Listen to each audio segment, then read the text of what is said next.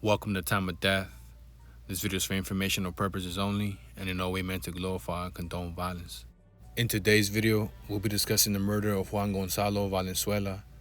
Valenzuela was found dead Wednesday, March 31st in the 300 block of West Coco Street in Compton, according to LA County coroner records. Rolando Sanchez and Luis Barba were subsequently arrested and charged with the murder. The following is the evidence at trial. Rolando Sanchez lived in half of a converted garage behind the Wilmington home shared by his older brother and defendant Luis Barba's mother and brother. The victim, Gonzalo Valenzuela, lived in the other half of the converted garage. Sanchez and Valenzuela were friends and both were gay. At about 1:30 or 2 a.m. on March 31st, Barba twice phoned his friend Alberto Bañuelos and asked Bañuelos to pick him up at the house. Bañuelos agreed and borrowed his brother's Ford Explorer. Barba told Bañuelos to park in the alley alongside the house. When Bañuelos arrived, Barba and Sanchez emerged from the garage and Barba thanked them for coming. Barba and Sanchez went back inside the garage and Bañuelos followed them to the door.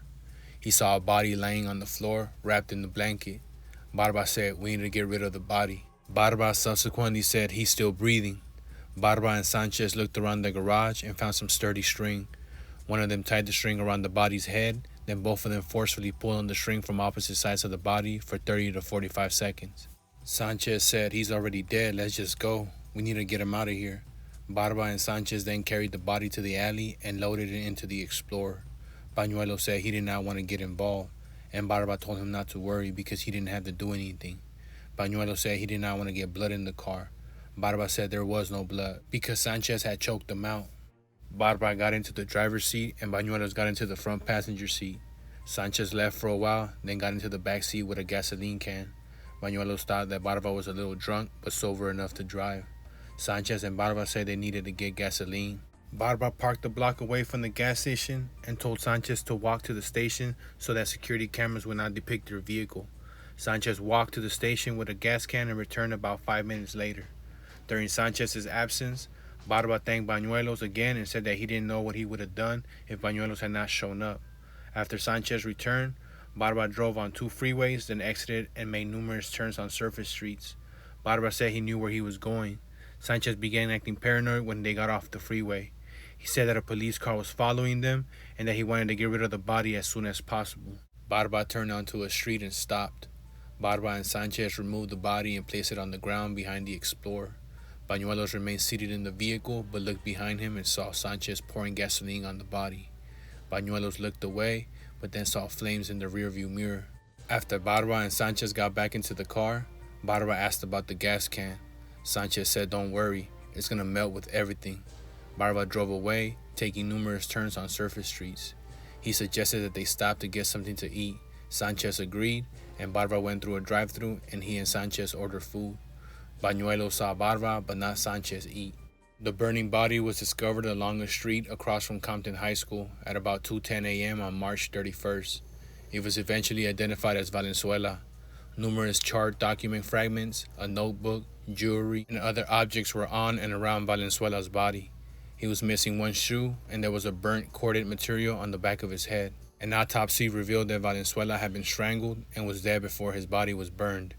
Bruises on his forehead, both sides of his head, and inside his mouth were necessarily inflicted before death.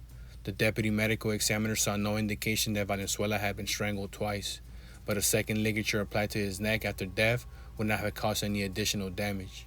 On April 28th, Luis Barba's mother, Victoria Haro, heard her son Jaime ask Sanchez whether he had killed Valenzuela. Jaime was angry and said he would call the police. Haro told Sanchez not to involve her children. Sanchez responded, "No, you know I'm gonna take 3 or 4 with me."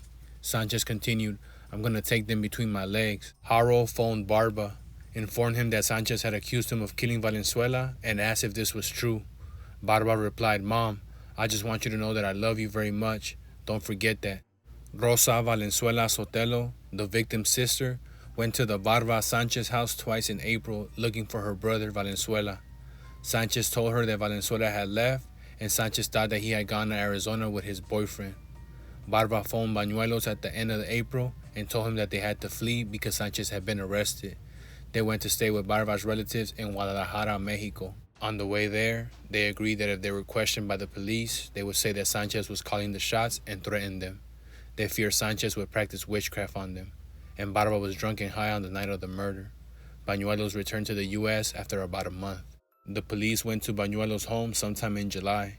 Bañuelos initially told them the story he and Barba had devised on their way to Guadalajara, but later told them the truth, although he did not say he saw Sanchez and Barba pull the string around Valenzuela's neck. Barba eventually phoned LA County Sheriff Detective Gary Sica from Mexico and voluntarily returned to California. Sica interviewed Barba, and a recording of that interview was played at trial in the presence of Barba's jury only. Barba said that he viewed Sanchez as an uncle, but did not socialize with Sanchez, who was on a different planet. Barba also feared Sanchez, who practiced witchcraft and voodoo. Sanchez also became a different, highly argumentative person when he smoked methamphetamine. Barba and Sanchez had argued on more than one occasion. Following the trial, Luis Barba's jury convicted him of first-degree murder and found true the allegation that he personally used a deadly weapon in the commission of the murder. The court sentenced him to 25 years to life plus 1 year for the weapon use. Rolando Sanchez's jury convicted him of first-degree murder but found the personal weapon use allegation not true. The court sentenced him to 25 years to life. Juan Gonzalo Valenzuela was 38 years old at the time of death.